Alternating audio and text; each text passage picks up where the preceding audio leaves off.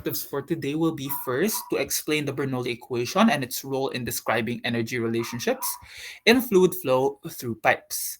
The second is to identify flow regimes in pipe systems using the Reynolds number. Number three is to describe the causes and types of head loss that occur during pipe flow.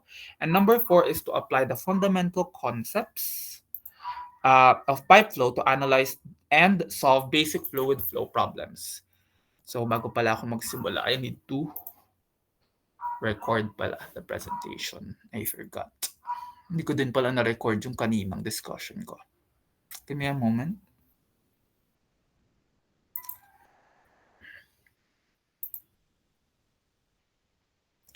Okay, so diving into our first concept. Our first concept involves the Bernoulli's equation. So the Bernoulli's energy theorem results from the application of the principles of conservation of energy. So the equation may be summarized as follows. The energy at section 1 plus the energy added minus the energy lost is equal to the energy at section 2. So, mamaya makikita nyo that this is actually in line with our energy problems or energy formulas from the previous discussion. So, meron tayong iba't ibang heads na nakakalculate per type of energy sa isang flow, di ba? We have the kinetic energy, which is caused by a change in velocity. We have the, ano pa yung isa? We have the pressure, which is a type of potential energy. And we have the elevation for another potential energy. So we take those into account in order to form a Bernoulli's equation to analyze the variable characteristics from section 1 and section 2, assuming that it is continuous.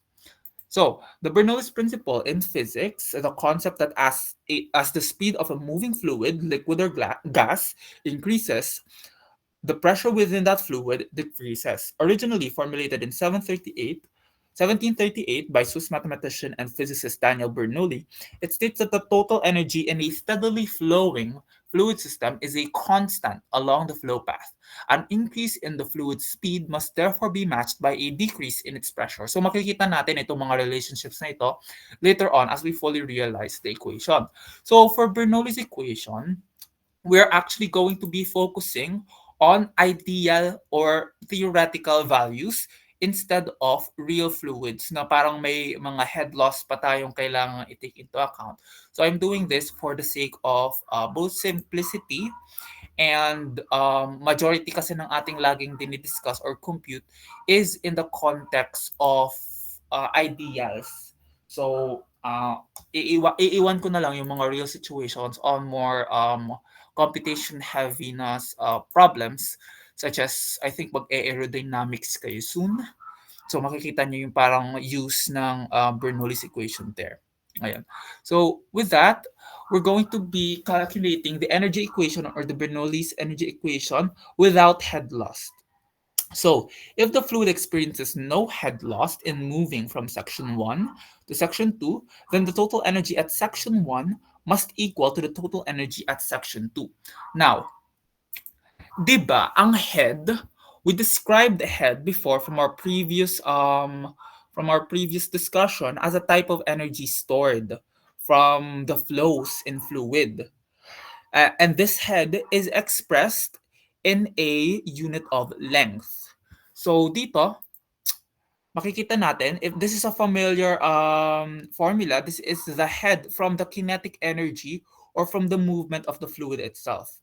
Ito naman, from the pressure, when a certain pressure is applied here or a certain pressure is applied in a certain point, plus Z, which is the elevation. So this is kinetic, this is the pressure, and this is from the elevation. So neglecting of head in fluid flow, the values that we get are called ideal or theoretical values, as we have said before. So ang focus talaga natin dito is without head loss. I mean, for now. Pero hindi ko na isasama yung parang mga may specific hydraulic grade line. Ito muna yung bibigay ko sa inyo. Now, mapapansin nyo dito, di ba itong Z na ito yung elevation na ito. And then, ito may specific elevation dito. Then, from a specific reference datum line. And then, We also have here a length caused by, or a head caused by pressure, and then a head caused by pressure here. And then another head caused by velocity here and another by here. So makikita nyo siya.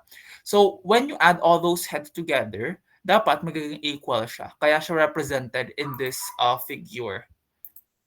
So, yun yung ating paggamit ng energy equation here.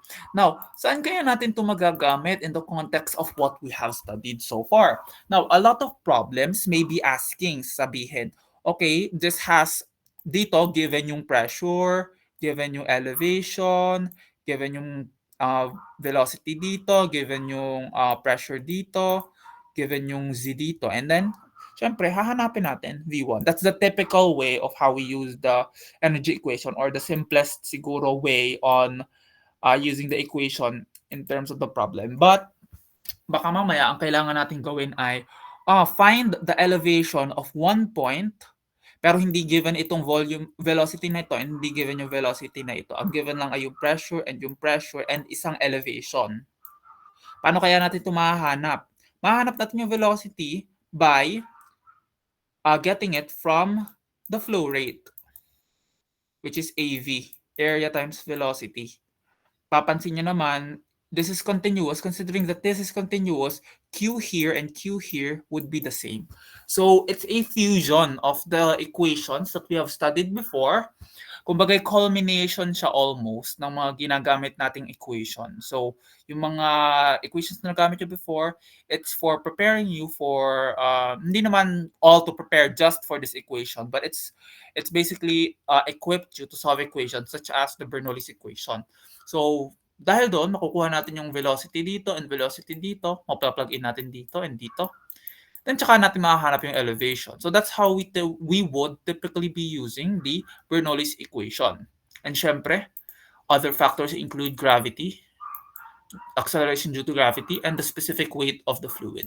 Which is, dapat sinasaulo nyo na based sa, ang sa ulo niya lang dapat ay yung water, and ang binibigay usually ay standard gravity. Ayun.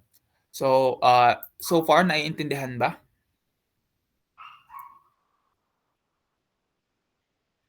Okay. So with this, we have the Reynolds number naman, which is another concept. So the Reynolds number, actually, this is a little easier. Kumbaga, this is just another additional quantity that you could be using. So dito, the Reynolds number is a quantity that is used to determine if the flow is laminar or turbulent. Ano ulit yung laminar and turbulent based sa ating previous discussion?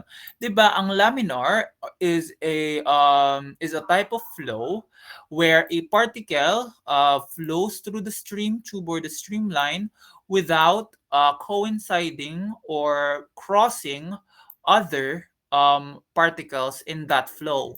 So, ayun, if hindi siya parang nag-cross or hindi siya nagko-coincide with other flows and tuloy-tuloy lang siya, we consider it as laminar. However, if nagkakaroon naman ng parang coinciding sa flows na ito, we get a turbulent flow. So, yun. Kumbaga, ganun yung illustration niya for streamlining. Ayan. Now, how do we determine if a fluid flow is laminar or turbulent? We use the Reynolds number equation, which is rho, which is the density of the fluid, v, which is the characteristic velocity, characteristic meaning at a certain point. So kung wari iba naman yung velocity dito, iba yung velocity dito, di ba? So it's basically the average velocity between the flows. L naman, the characteristic length. Usually, kapag ang pipe natin ay circular, the characteristic length would be diameter. Pero kung wari, hindi siya circular, sinabi lang, oh, it's a riverbed. It's a riverbed lang daw yung ano. And then sinabi, ang depth ay 1 meter, ganon. Ang magiging characteristic length natin ay itong 1 meter na ito. So, yun. And the last is the dynamic viscosity of the fluid. Now, the dynamic viscosity would be usually given. However, baka malay nyo, ang bigay ko ay kung wari kinematic viscosity yung binigay ko. Tapos kailangan yung solve ay for the dynamic viscosity. Ano ulit yung ating kinematic viscosity? Kinematic viscosity is equal to, if I remember correctly ba yun? If I remember correctly, the kinematic viscosity is equal to rho or mu, which is the dynamic viscosity divided by the density of the fluid. Ayun. So yun siya. With that, if the Reynolds number is larger than a critical Reynolds number, the flow is turbulent. So kapag tumataas daw yung ating Reynolds number, it becomes turbulent, but at a specific critical Reynolds number. So there is a threshold daw. But if it is lower than the critical Reynolds number, the flow is laminar. Meaning, we can say that as the Reynolds number goes down, it has more of the likelihood to become laminar, while if it is continuously rising up, or if it is a large Reynolds number, it is more likely to be turbulent. Is that understood so far, guys? Okay, very good. Now,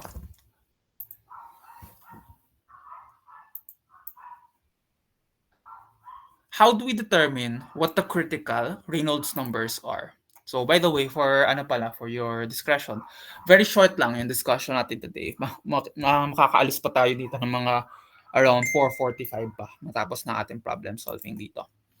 So, how do we determine the critical Reynolds number to use? So, there are in this presentation, I set aside two types of critical Reynolds number. For a rough pipe wall, meaning kapag rough siya and hindi siya considered to be smooth, our critical Reynolds number is usually taken to be 2,000. Ibig sabihin, if na-determine natin na yung pipe wall or the surface of which the fluids flow, if it's rough, we will take the critical Reynolds number as 2,000, meaning if the calculated Reynolds number is over 2,000, it is considered to be turbulent. If it is lower than 2,000, we consider that to be laminar.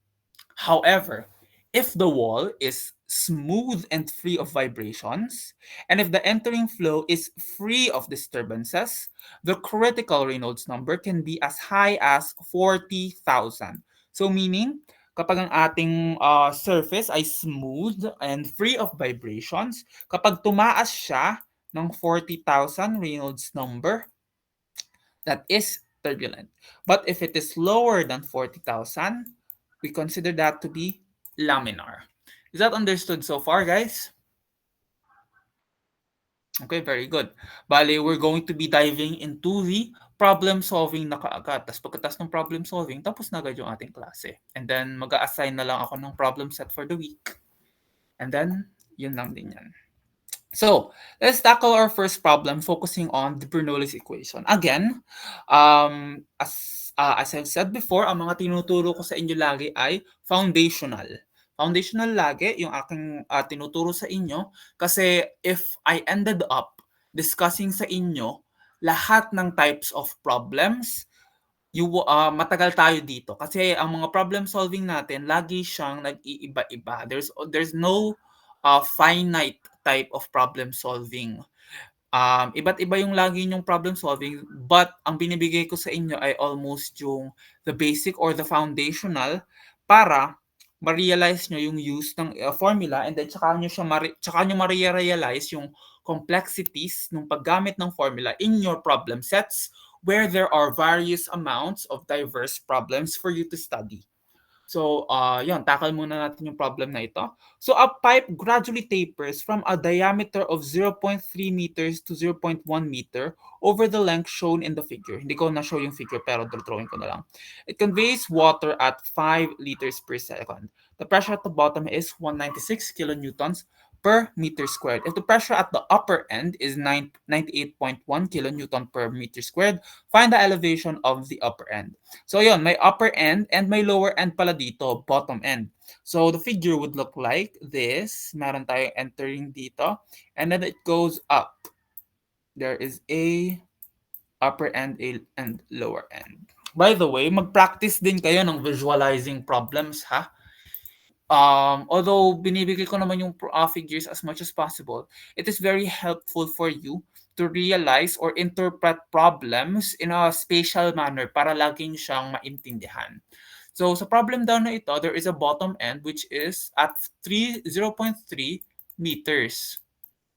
While sa taas naman, we have it at 0.1 meters. And then daw, it conveys or the pipe conveys water at 50 liters per second. So meron tayo ditong Q or volume flow rate and Q here. And considering that we consider this to be continuous, although hindi siya stated dito, we more often than not continuous kapag may kapag tayo may dinidiscuss na isang closed container or a pipe, kung wari isang container,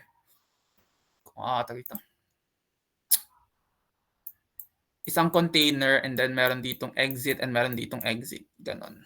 So magiging same lang yung Q na dito. Q, tapos itong Q na ito and yung Q dito is equal. Ganon. So dito sa case na ito, since dalawa lang yung openings niya, Q here and Q here, that would be the same volume flow rate. So yun, that's another clue that we have. And then meron daw siyang designated pressure. There's a pressure at the bottom end and the pressure at the upper end. So with this, we are going to find the elevation daw.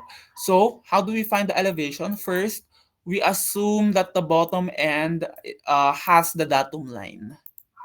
Kumbaga, ito yung datum line natin. And then, meaning, yung ating elevation sa bottom end would be 0. While yung dito, ito yung hinahanap natin. Find the elevation of the upper end. So yun, intindi na natin yung problem. I mean, at least I hope so. Bali, let's establish the givens naman. Kumbaga, i-study muna natin yung figure. Yung givens naman, D1 or the diameter here at the bottom end is 0.3 meters. D2, which is for the upper end, is 0.1 meters. The Q or the volume flow rate is 50 liters per second. Q and Q here. And then the pressure here at the bottom end is 196 kilonewtons per meter squared. And the pressure at the top is 98.1 kilonewtons per square meter. Hinahanap natin yung Z. Again, sinasabi ko sa inyo, prefer ko na sa given, ini-state nyo lagi yung unknown. Okay? So keep note of that na lang. Tapos naman sa formula, we have Q is equal to AV in order for us to determine this relationship and the Bernoulli's equation. So, before we continue pala, sa problem set nyo, a lot of you or a number of you did not include the labels for the given formula and solution. Ang madalas nilang ginagawa ng mga nakita ko, dire-diretso lang nagsosolve. Kumbaga, meron ng given, meron ng formula, pero mahirap ma-identify. And as I've mentioned before during our discussion, sinabi ko, I would like to see those physical labels. Kapag lagi akong nagsosolve, lagi akong naglalagay ng givens and formulas and solutions, make sure to include that. So, mapapansin nyo, yung pag-check ko ng mga problem sets before, it has a couple of deductions for lacking labels. Doon ako nagiging strict sa pag-problem solve na iyon. Kapag ganun. Okay? So, ayun. Just keep note of that. Now, we're going to our solution naman. First, identify muna pala natin sa formula kung ano yung meron and kulang tayo. Kasi yun yung process natin na ginagawa, di ba? Sinasabi ko, magbibigay tayo ng given. Bakit tayo nag-i-state ng given? Para alam natin kung ano yung kulang at meron sa formula natin. So, dito sa formula natin, meron ba tayong Q? Wala pa. Meron ba tayong A? Meron. Makukuha natin yan from the diameters. Which is, sa formula, pwede nyo ding lagay yung area ng circle, which is pi over 4 d squared. Maganda din if lalagay nyo yan. So, meron tayong area. May volume ba tayo? May velocity ba tayo? Wala pa. May velocity ba tayo dito? Wala rin. May gravity ba tayo? Yes. Meron ba tayong pressure? Yes, meron tayong P1. Check. Meron ba tayong specific weight? It's water dito. So meron, check. May Z1 ba tayo? Z1 kasi bottom end. And yung sabi ko kanina, ang datum line natin ay nasa ilalim. That would be 0. So meron tayo nito. Check. Meron ba tayong V2? Wala. Meron ba tayong gravity? Yes. Meron ba tayong second pressure? Yes. Meron ba tayong specific weight? Yes. And meron ba tayong Z2? No. Ito yung hinahanap natin. Ito yung end goal natin. So kung ito yung hinahanap natin, ano pa yung kulang? Velocity. Saan natin makukuha yung velocity? We can get the velocity from the volume flow rate formula. Kasi wala rin yun dito eh. Pero ito yung isolated and ito na lang yung kulang. So dahil dyan, magsisimula tayo dito. With that, we convert the volume flow rate of 50 liters per second to 0.05 meter cube per second. So dito daw, 1 liter is equal to 0.001 cubic meter. Yan, kita nyo naman dito. So, keep note nyo na lang yung conversion factor na ito. It is important for volume. And then dito naman, or pwede nyo itong sabihin as 1 cubic meter is equal to 1,000 liters. Ganun siya. Okay. Actually, confirm ko lang yun. 1 cubic meter to liters. So it is 1,000 na. Okay. So with that, we have 0.05 meter cube per second. So we will be using that Q value for this continuous equation. Alala nyo pa, when there is a continuous flow, we can attribute it as this. So Q is equal to A1, V1 is equal to A2, V2. So pwede natin siyang isolate actually. Pwede muna natin gamitin ito muna para mahanap natin yung V1, which is done dito. Kita nyo na Q is equal to 0.05. A1 is equal to the area using the diameter here. So it's pi over 4 d squared, d being 0.3, times velocity, the velocity at the bottom end. So ayun, meron tayong formula dito and ito lang yung variable na hinahanap natin. So it's easy to solve. We get 0.707 meters per second for the velocity at the bottom end. And since Q is also equal to A2V2, we're going to be solving for A2V2 din naman. So Q is equal to 0.05. A2 is equal to the area of the circle with this as the diameter, which is pi over 4, 0.1 squared times V2. Solve for V2, you get 6.365 meters per second. So yun. Now you have the velocities that we are missing. And ang kulang na lang natin ay yung Z. So, we can solve this na. With this, just substitute the givens. Just substitute both the givens and yung mga na-solve nyo, which is ito. This is given as 196,000. Ginawa na siyang Newton per meter squared. Ito, ginawa na din siyang ito ay specific weight ata ng water. Though ang gagamitin natin dito ay 9810 ha. Huwag kayo malito masyado. Ayun. Tapos ito ay yung sinolve natin na 0.707 to gravity plus 0, 98.1 kilonewtons ito. So 98,100. This is the specific weight of water. Although hindi ito yung gagamitin natin. Again, hindi ito yung gagamitin natin. This is just from the example that we had. It is 9810 yung gagamitin natin, okay? And then the second velocity or the velocity at the upper end, 6.365 squared over 2 times 9.81, which is 2g plus z. So mapapansin nyo na ang kulang na lang na variable here ay z. Now, ito pala ulit yung gusto kong sabihin. Sa solution, I would not like it to just have this section. Yung sinubstitute nyo lang and then it's all suddenly solved.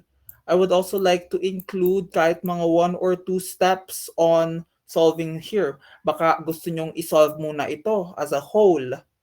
Tapos lalagay nyo yon and that is equal to solve this as a whole, and then lalagay nyo plus z. Ang ayaw ko lang na gawin nyo ay from this equation, naging ganito agad. Okay? Maglagay kayo ng extra steps for me to see that you actually use the solution. Okay? Pwede nyo gamitin yung shift solve for double checking. But gusto ko din pinapractice nyo yung inyong transpose, yung pagta-transpose nyo ng mga formula.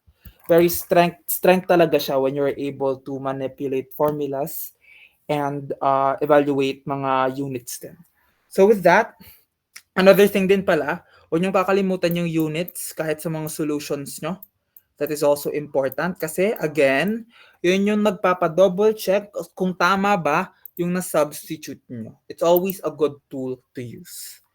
Okay? And then when you solve for z na, you get 7.944. So that, because of that, with the graph we had, we are able to evaluate that the elevation is actually 7.944 meters. So yun. So that's our problem for the Bernoulli's equation. Is it understood so far, everyone? Okay. So yun, just keep in mind yung mga sinasabi ko, yung mga instructions ko for solving, yung mga dapat yung ginagawa, what to keep in mind. Now, let's move on to our next problem, which is using Reynolds number naman. So for this, let's read the problem first. A river flowing through campus appears quite placid. A leaf floats by and we estimate the average velocity to be about 0.2 meters per second. The depth is only 0.6 meters. Is the flow laminar or turbulent? Consider the dynamic viscosity of the fluid to be 0.001 Pascal second. So this is water daw. So dahil dyan, let's first state our givens. Yung velocity daw ng ating flow was evaluated by observing the leaf floating by. So kung ano yung speed ng leaf, yun din yung speed ng fluids. So yun yung, it's just another way to phrase the flow. Kumbaga, critical thinking na din siya, kumbaga. You get the flow as 0.2 meters per second. Our characteristic length is 0.6 meters kasi yun yung depth ng river daw, 0.6 meters.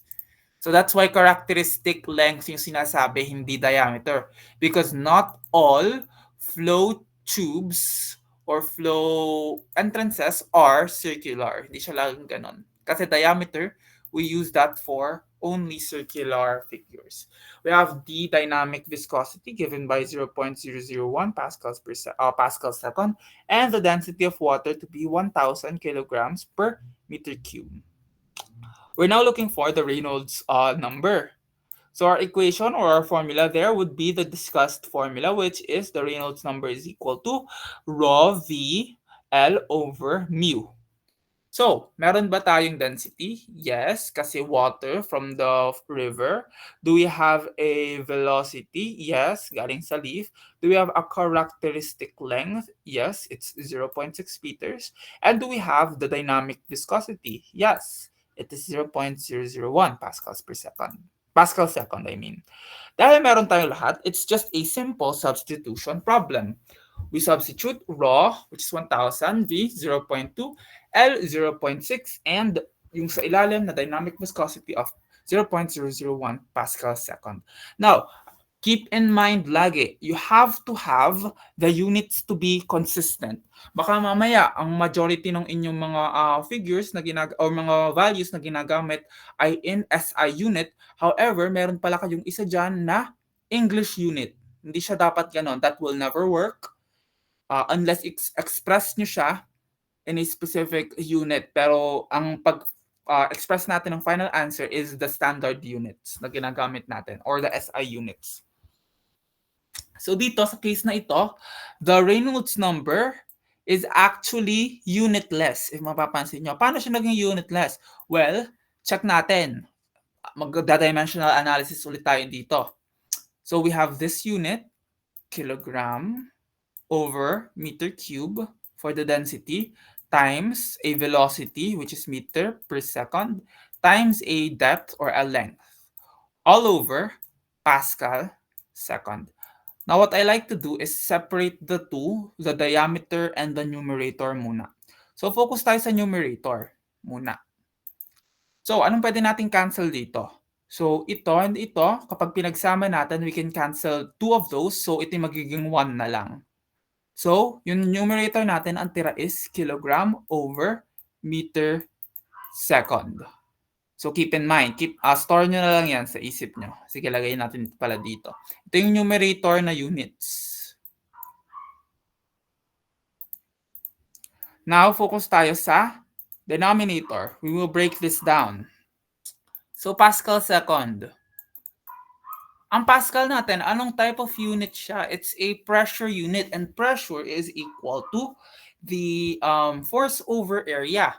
And force over area is Newton per meter squared. Kasi ito ay unit of force and unit of area. So Pascal is Newton over meter squared na dapat alam nyo din talaga. And multiplied by a time variable which is second. Now, may mag-breakdown pa tayo dito actually which is Newton. Newton is a unit of force and force is equal to mass times acceleration.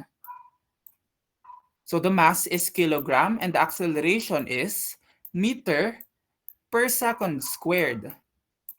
So ito yung Newton daw natin. And meron pa tayo dito meter squared from the pressure. So lagay natin dito.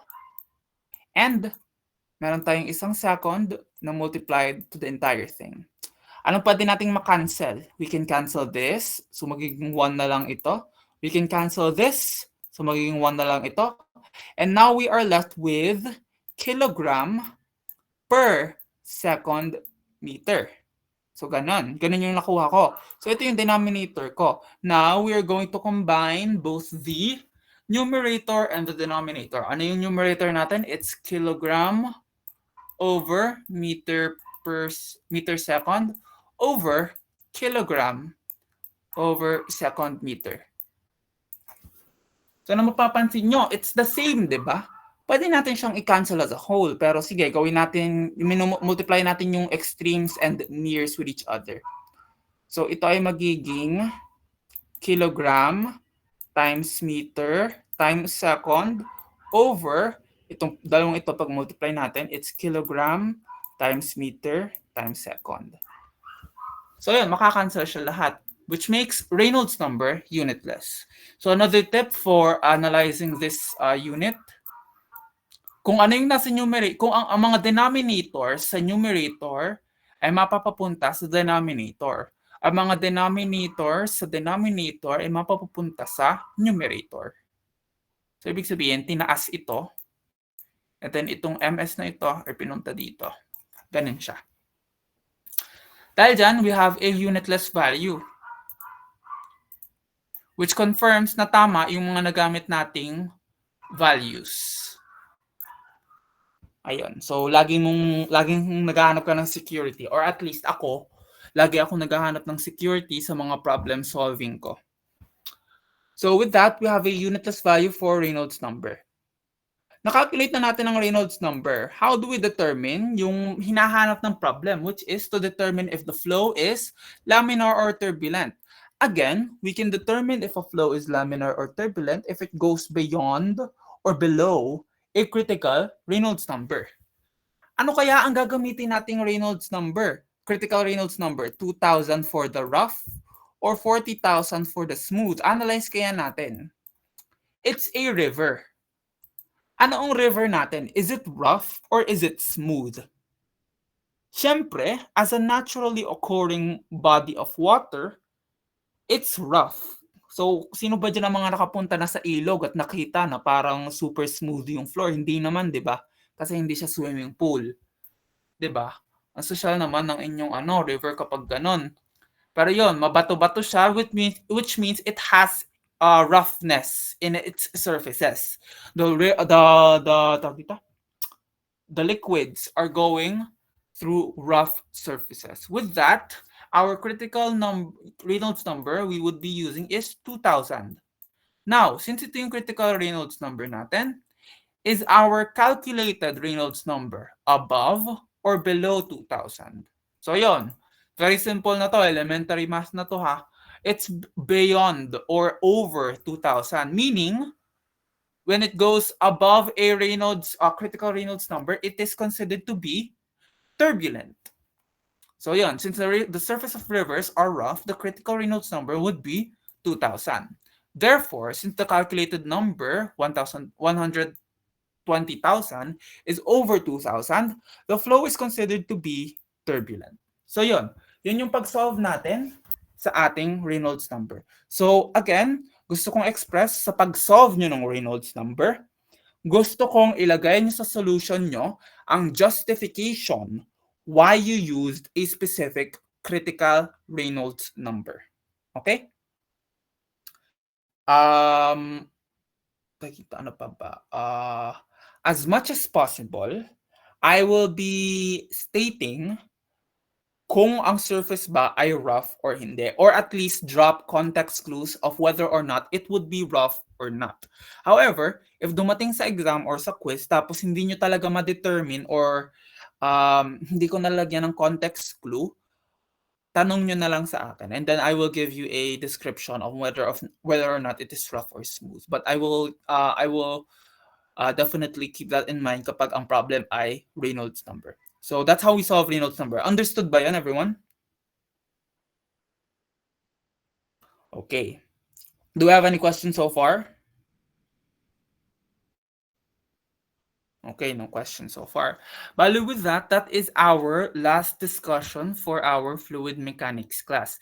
So the next sessions naman will be for our problem sets, for the quiz, and for your preparation for the final. So, kailangan nyo talaga ng maayos na pag-aaral dyan, okay?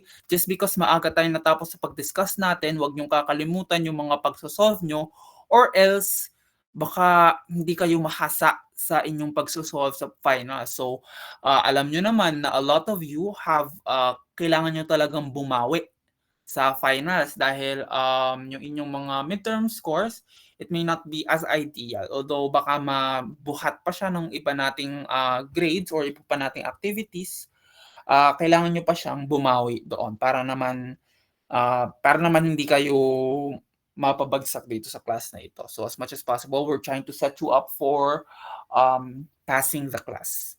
Ayun. So, ano pa ba? Yun lang naman. Just keep in mind, keep yourselves posted sa ating Google Classroom as much as possible. I will be sending updates doon kung ano mangyayari, kung kailan yung quiz.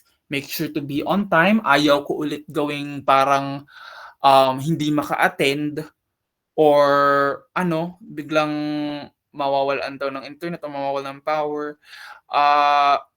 As much as possible, kino-consider ko yun. Pero syempre, mas kino-consider ko talaga yung before ng Kasi, ang nakakainis ay, meron akong isang student na sinabi na tawag dito? Na nawalan daw ng internet, pero, ang quiz namin noon ay 1 PM, tapos ang tapos niya ay 2 PM. Tapos tsaka lang siya nagsabi and tsaka lang siya nag-submit nung 6 PM. Sinabi sa akin wala daw internet buong araw na 'yan, which is okay, sige, baka inclined pa ako doon, pero as much as possible hindi ko 'yun kasi in-announce ko na before na may quiz tayo. So, as much as possible, try to prepare, try to have a backup. Baka kailangan nyo mag-set ng data, baka kailangan nyo mag-charge ng phone, mag-answer sa phone. Nasasagot naman yung sa phone kasi ina-upload lang naman natin yung solutions natin, prepare your materials, ganun. Pero, ang mahirap dito, nung nag-send siya ng answer, screenshot siya galing sa ChatGPT. Anong gagawin ko doon? Parang nakakapikon and nakaka-disrespect as an instructor kasi bakit ganun? Binibigay ko naman lahat ng materials para matutunan tapos ang sasabihin lang sa akin kung bakit hindi siya nakapag-quiz during that time ay dahil daw wala siyang internet. So, dahil doon, baka may mga ibang students na parang honest talaga na sinasabing, okay, wala daw talaga silang internet. Tapos malalaman ko ng isa na ito, parang hindi pala tunay or parang for his own benefit lang. Tapos dinayaan pa ako. So parang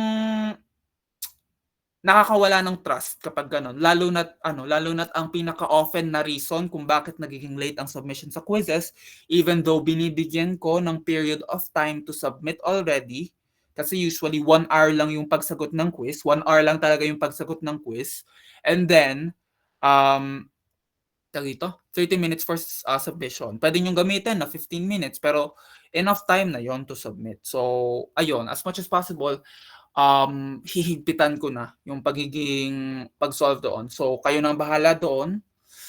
Ayaw ko namang sabihing pasensyahan na lang, pero ganun talaga. Parang